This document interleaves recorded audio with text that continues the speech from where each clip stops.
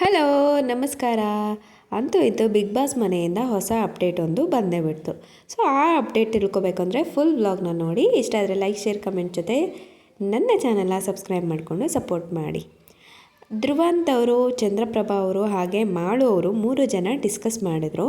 Discuss ಮಾಡಿದ್ಮೇಲೆ ಮನೆಯಿಂದ ಬಂದಂತಹ ಪತ್ರ ಯಾರಿಗೆ ಸೇರಬೇಕು ಮೂವರಲ್ಲಿ ಅಂದಾಗ ಮಾಳು ಅವರಿಗೆ ಸಿಗಲಿ, ಜನರ ಒಂದು ಸಪೋರ್ಟ್ ಅವರಿಗೆ ಕಡಿಮೆ ಇದೆ ಅನ್ನಿಸ್ತಾ ಇದೆ, ಅವ್ರ ಮಾತು ಕಡಿಮೆ, ಹಾಗಾಗಿ ಮಾಳು ಅವ್ರಿಗೆ ಕೊಟ್ಬಿಡೋಣ.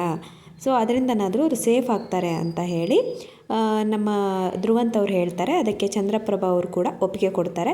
ಆದರೆ ಮಾಳವರು ಈ ಡಿಸ್ಕಷನಲ್ಲಿ ಜಾಸ್ತಿ ಮಾತನಾಡೋದೇ ಇಲ್ಲ.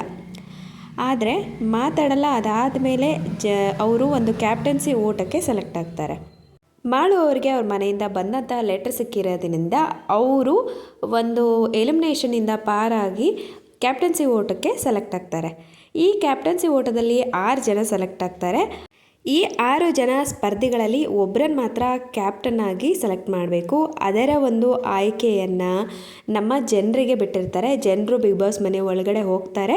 6 ಸ್ಪರ್ಧಿಗಳು ಒಬ್ಬೊಬ್ಬರಾಗೆ ಬಂದು ಅವರಿಗೆ ಯಾಕೆ ಓಟ್ ಹಾಕಬೇಕು, ಅವ್ರು ಯಾಕೆ ಆ ಮನೆಯಲ್ಲಿ ಇರಬೇಕು, ಅವ್ರ ಮನೆಯಲ್ಲಿ ಯಾಕೆ ಕ್ಯಾಪ್ಟನ್ ಆಗಬೇಕು ಬಿಗ್ ಬಾಸ್ ಮನೆಯಲ್ಲಿ ಅಂತ ಹೇಳ್ತಾರೆ.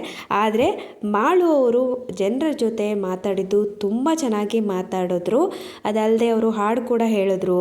ಸೊ ಒಳಗೆ ಇರುವಂತಹ ಜನ, ಬಿಗ್ ಬಾಸ್ ಮನೆ ಒಳಗಡೆ ಇರುವಂತಹ ಜನರು ಯಾಕಾಗಿ ಜಗಳ ಆಡ್ತಾರೆ ಅನ್ನೋದು ಅವರಿಗೆ ಗೊತ್ತಿರಲ್ಲ.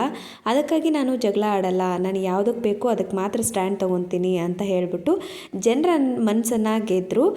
ಅಷ್ಟೇ ಅಲ್ಲದೆ ನೀವೇನಾದರೂ ನನ್ನ ಕ್ಯಾಪ್ಟನ್ ಮಾಡಿದ್ರೆ ಹಳ್ಳಿ ಹುಡುಗನ ಗತ್ತು ಗಮ್ಮತ್ತು ತೋರಿಸ್ತೀನಿ ಅಂತ ಹೇಳಿದ್ರು. ಈ ಒಂದು ಮಾತಿನಿಂದಾಗಿ ಮಾಳು ಅವರು ಬಿಗ್ ಬಾಸ್ ಮನೆಯ ಈ ವಾರದ ಕ್ಯಾಪ್ಟನ್ ಆಗಿದ್ದಾರೆ. ಸೊ ಜನರ ಆಯ್ಕೆಯೇ ಅಂತಿಮ ಆಗಿರೋದ್ರಿಂದ ಈ ವಾರದ ಕ್ಯಾಪ್ಟನ್ ನಮ್ಮ ಮಾಳು ಅವರು.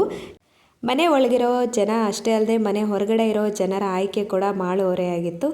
ಸೊ ಹೊಸ ಅಪ್ಡೇಟ್ ಒಂದಿಗೆ ಮತ್ತೆ ಸಿಗ್ತೀನಿ. ಅಲ್ಲಿವರೆಗೂ ಥ್ಯಾಂಕ್ ಯು, ಬಾಯ್.